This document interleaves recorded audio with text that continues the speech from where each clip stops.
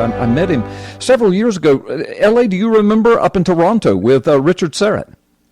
Yeah, that was the first time we got together, and that was a great conference, and it was good to meet you and, share some time. Yeah, it was. I thoroughly enjoyed it. But in the meantime, we've been in count them, three, and a fourth one coming up in Long Island, 3 Hear the Watchman Prophecy conferences together, 2 in Dallas, 1 in Boise, another one coming up in Long Island, New York. And so it's been really great to get to know you and your wife. I've sat in on every one of your amazing presentations. You have some really... Well, I appreciate that. Yeah, really Thank you so much. Thank you. Thought-provoking stuff. So I can't wait for our audience to hear you. They want to hear you and not me, so let me tell folks about you. L.A. Marzulli, he is an author, he's a lecturer, he's a filmmaker. He has written 12 books, including the Nephilim trilogy, which made the CBA bestsellers list. He also received an honorary doctorate for the series from his, for that particular series, from his mentor, Dr. I.D.E. Thomas, who was the provost at Pacific International University.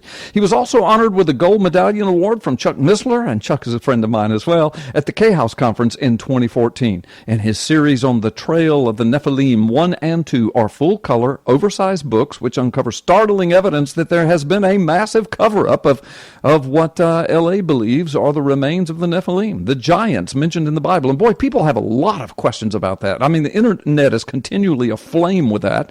So if you're one of those people, you've got to get L.A. Marzulli stuff. I mean, this guy is intelligent, he's brilliant, he's got a mind of a scientist, historian, archaeologist, and he's a writer, speaker, a tremendous speaker. So he's always on the trail of this stuff. You can go to his website, L.A. Marzulli, and that's, just remember, an Italian restaurant, right? Marzulli's, right? Okay, LAMarzulli.net. Okay, L.A., listen, your latest film is Fatima 2. And I had a sneak peek at it. Thank you for giving me the password. Thank you. I watched it. I was riveted. Of course, I had seen your previous material. I kind of knew where it was going, but you've just uncovered more and more stuff that's just absolutely astounding. Footage that I had never seen before. Amazing film footage, video footage, photographs that are just astounding. So tell people very quickly, and then I'm going to hush, you tell people kind of what the whole Fatima phenomena is. Give them a brief introduction for those that don't know. Then you just go off and just talk about all this. I will, and thanks for having me on the show. I really appreciate it. The bottom line is 101 years ago, this May 13th, actually, something happened in this sleepy little town in Fatima, Portugal. So why should we care? Well, we'll get to that. And at the end of the interview, I think that you'll find out that we should care a whole lot about it. But 3 children who were completely illiterate at the time, Lucia, Francisco, and Jacinta, ages 11, 9, and 7. These are very young children, illiterate, couldn't read or write. And they're out in this field, and something appears to them over a tree. An entity appears to them over the tree. And this entity came back on the 13th of every month for 6 consecutive months, culminating in what is called the Miracle of the Sun on October 13th, 1917. But there seems to be 2 Fatimas. And what I mean by that, the people, those of you who are listening probably know about it. Maybe they've seen a movie, an old black and white movie that was made in the 50s or 60s about Fatima. But it's the story has been changed and reshaped over the decades, in my opinion. So I'm a student of this, and I read several books by Joaquim Fernandez and Fina de Armada, who did extensive research. Fina passed away in 2014. But Joaquim Fernandez, whom I dedicated the second film to, we got to interview him, as well as many other people, many other researchers, when we went to Portugal last summer, basically for 2 weeks. And what we discovered there, and I had done my homework before I went, but what I discovered there, it was a completely different set of a completely different story. In other words, all this is in the film. What we draw from in the film is the original handwritten 1917 records that were done by Father Fiera, the parish priest. Those are the records that we go to. And in those records, we find some startling information. Mm-hmm. We find out that on October 13th, when the 70 or 80,000 people were gathered in the field at Fatima, people looked up and saw their own words. This is a quote. I looked up and saw a dull silver disc. The words dull silver disc are used by the witnesses over and over and over again. And let me just, before you, it is alarming. Before you go further, let me just get you to repeat how many people were there, because you're speaking so quickly, and you need to. But people that have never heard this before, this is not a group of 4 or 5, 6 people, or 10 or 20, no. or even 100. How many people saw this apparition and this event together? How many? There were 70 to 80,000 people gathered in the field that day at Fatima. Yeah. Okay. Go ahead. Keep going. A lot of people were there, and they were. What was interesting is when we discovered this in Fatima too. There was a photographer who was there and present on the moors. It was a Jewish man by the name of Joshua Benolio. He took 12 photographs of Fatima while the event was happening, which is incredible, groundbreaking. Yes. And we interviewed this man who's a professor of semiotics. His name is Jose Machado. And we also published his book. It's the second book under Spiral of Life, my publishing company, that we were publishing in America. It's got never seen before photographs. What I mean by that is that the photograph that Professor Machado found had never been published in the United States. And the photographs that people see are reproductions of reproductions of reproductions of reproductions. So they're very grainy. There's not a lot of detail. Well, Jose was able to go into the sanctuary at Fatima and handle the original glass plates that Joshua Benolio, the photographer in the field, was actually used to photograph. And what he found out of the 12 glass plates that Joshua took, he was able to ascertain that 4 of them had, in his words, problems. And what he means by this, there are objects that are intrinsic in the glass plate which shouldn't be there. And the one that we really discussed in the film and the one in Jose's book, photograph D107, clearly shows a round object directly above the apparition site. And what's interesting is there's smoke on the ground, all right, to the right of the picture. And the smoke billows up and follows, it seems like it follows this object. And what's fascinating about this, we know from the records, from the handwritten records, that automobiles exploded. The gasoline spontaneously combusted. Windshields cracked and burst. The hoods of automobiles flew open. This was not some benevolent little apparition thing. This was something that was extremely traumatic, and many people were very fearful about what was going on there. So all this is in the film. Yeah. And it was brought to life by Wesley Sangiorgi, who did CGI, computer-generated imagery, and brings all that to life. Yes. But the photograph clearly shows smoke on the ground. And what we believe, conjecture on our part, is that this is the area where the cars were parked. And that object is directly over the so-called apparition site. Mm-hmm. Mm-hmm. You know, L.A., in just a moment we're going to take a time out, but before we do, I've got to say, here are 2 things that I really appreciate you about this in this in this line of study that you're doing. Are you okay? Yeah, no, I'm good. Okay, I didn't know if the apparition showed up and was blowing up a tank somewhere or something. I didn't know if it was directly over your head. But there are 2 things that I've watched all of your presentations, or at least every time I've been with you in any conference setting. I've watched them all. I've watched the films, and I'm familiar with the material, read a lot of it. And so I can say 2 things about you that I appreciate. I want my audience to know. Number 1, everything you talk about is extremely sensational stuff, but I appreciate the fact that you do not over-sensationalize it. You are a true scientist, a true researcher. You say, look, I'm speculating here, I'm guessing here, but it's based upon some scientific evidence, and here are the pictures, here are the video clips, here's the evidence. It could be this, it could be that, and so what do you think? Let's take a look at it. And I appreciate that approach, especially with something so, quote, controversial and sensational. And the second thing is, of course, you are a strong believer in the Word of God, in Jesus Christ. You are a Christian, and you understand the deeply spiritual connections to this, and I'm sure you're going to want to talk about that as we go on. Well, I do, and what people need to understand is what we're looking at here, in my opinion, is a supernatural manifesting in our reality. And that's the underlying, really, thesis behind both films, Fatima 1 and Fatima 2. In my opinion, what appeared there was not, let's say, Mary of the Bible. There was something else going on there. And the films really plunge into this. We dive into it. And I think by the end of the second film, we make a strong case that something was going on there that completely deviates from the so-called official record. Yeah. We never discuss Mary. We never get into that at all. We just leave that off the table. Right. What we focus on is what the witnesses say. And the fact that they call it the miracle of the sun, something appeared to the 70 or 80,000 people in that field that day. Yeah. And it was not the sun. The sun didn't leave its place in its solar system and come to Earth. Right. It was something else. And people, again, the witnesses in the field are saying, we looked up and saw a dull silver disc. So, okay, so what does this have to do with the average listener listening to this now? It's got everything.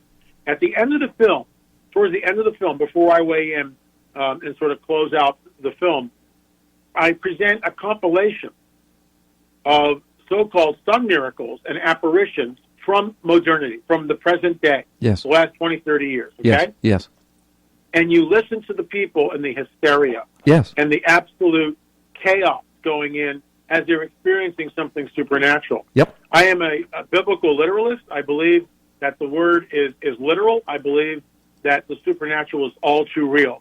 Yes. And for those of you who are listening out there, UFO sightings right now are at an all-time high. That's correct. Disclosure has happened on the Fox News network and continues to happen even today on Drudge Report. They talked about yet another sighting in Phoenix. Yeah. So this is ongoing. It's real, versioning, and not going away. Yeah. And people need to understand that these are not ETs from Zeta Reticuli. These are interdimensional beings, which, in my opinion, have a very nefarious agenda.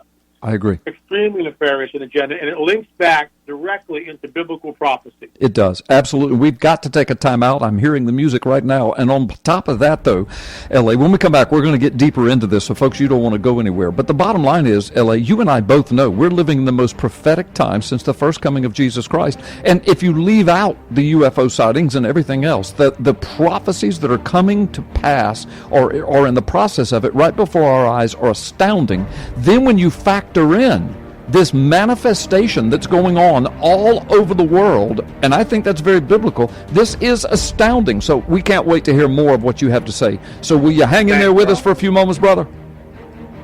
Absolutely. Okay, good deal. Folks, you're listening. Freedom Friday. Carl Gallups here in the Oval Office of Gulf Coast Talk Radio. My guest this afternoon, L.A. Marzulli. We'll be right back with more of L.A. Let's go back to L.A. Marzulli.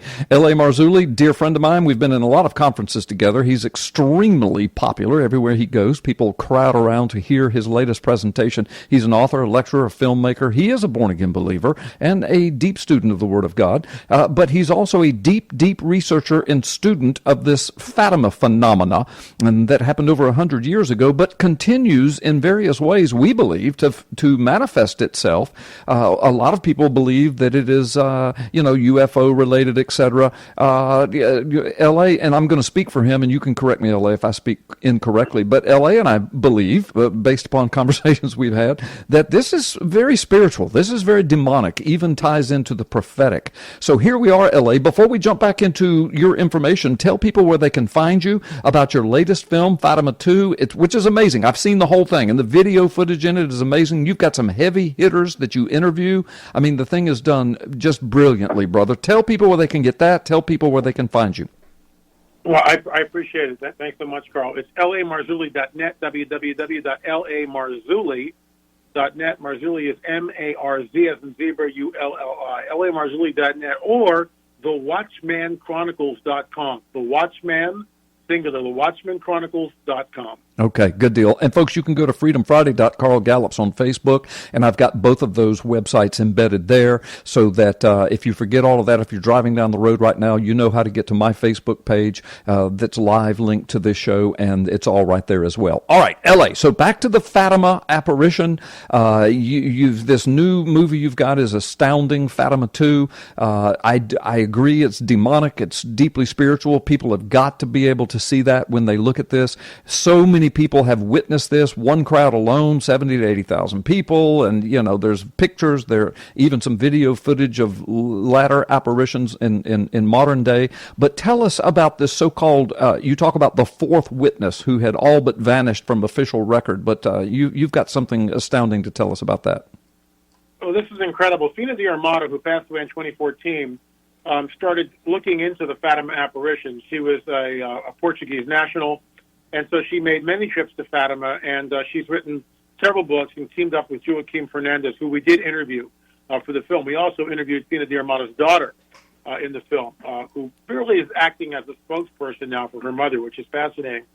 So it was Fina that was in the archives, and you got to remember that you just don't walk into the archives. It takes it's a lot of red tape, and when you go in there, you can't bring a camera. You can bring a tape recorder. I mean, someone stands over you while you handle the documents. It's very it's very up and up. I mean, you've got to really have your ducks in line. Anyway, Fina's in there, and she's going through the handwritten testimonies from 1917. These are the original documents, handwritten, all in Portuguese, of course. And she's reading them, and she discovers that, oh my gosh, there's this fourth witness. And this fourth witness' name was Carolina Carriera. And her story is simply this. She was 12 years old at the time. She was tending sheep, just like Lucia Francisco and Jacinta, tending the cattle, tending the sheep. And she looked up, and she saw a figure in a white frock, dancing and singing, laughing underneath this tree. And there was a ring of stones around it, so she couldn't see the entity's feet, but she couldn't tell whether it was a boy or a girl. It had long blonde hair, shoulder-length blonde hair, and blonde hair in Portugal is just, I mean, it's a rarity. Let's face it. Yeah. And especially out in the country where she is, and she's afraid, doesn't know what's going on. Red flag number one: the entity communicates with her telepathically. Doesn't use language as we know it. Communicates with Carolina telepathically.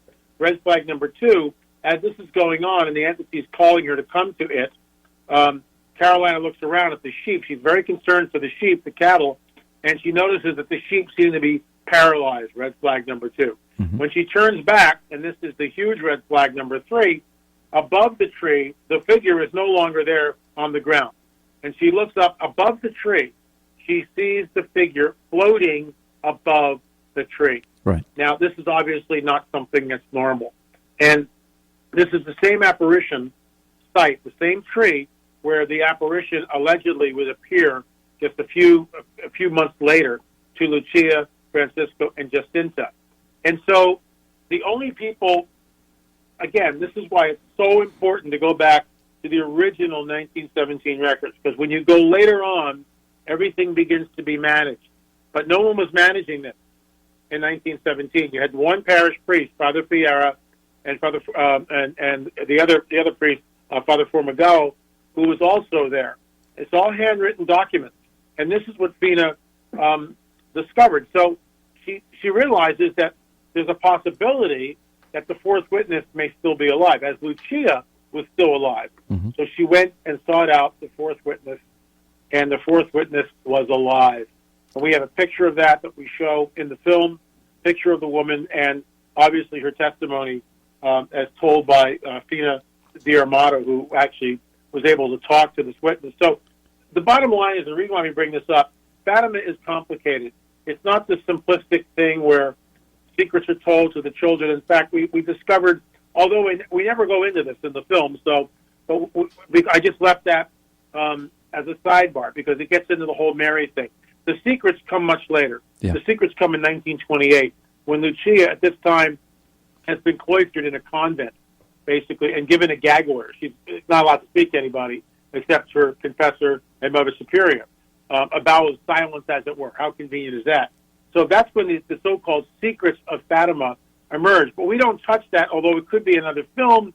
We don't get near it. All we do is go back and we look at the strange phenomena that is occurring all around the site while this is happening, and it's just eye-opening. It is absolutely astounding. Listen, we've got 15 seconds and we have to go. Listen, Brandon Big B's coming up next. He and I will talk about this. We'll direct people to your website. We both have seen all of your presentations, so we will tie it into biblical prophecy as well. We got to have you back, L.A. Thanks for being on today, brother. Thanks for having me on, Carl. God bless. Okay, God bless you.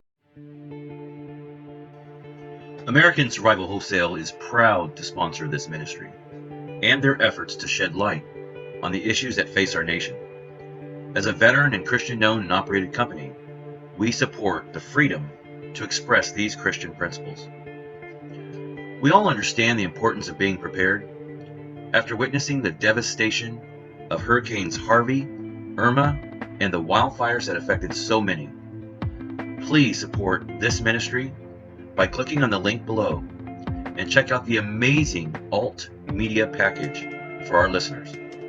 Plus, if you use the promo code PNN Radio, that's PNN Radio, you will receive free shipping, a savings of up to $200. Just click on the link below, but please do it today. Your support means so much to this channel.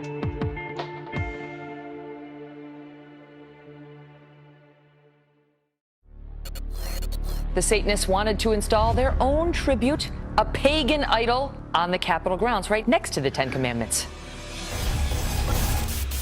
Billions around the planet are witnessing a world in the grasp of sadistic spiritual darkness. This unholy alliance has infected our governments, our religious institutions, and our societies. The world appears to be unraveling. But can the evil behind these dark supernatural forces be defeated? Is everything playing out just as the Bible predicted it will in the final days? At last, you can know the answers to mankind's most urgent questions and learn your destiny among today's events in the new, unprecedented work taking the prophecy world by storm. Gods and Thrones, Nakash, Forgotten Prophecy and the Return of the Elohim by best-selling author, former decorated law enforcement officer, and senior pastor Carl Gallups. This changes everything. Available now wherever fine books are sold.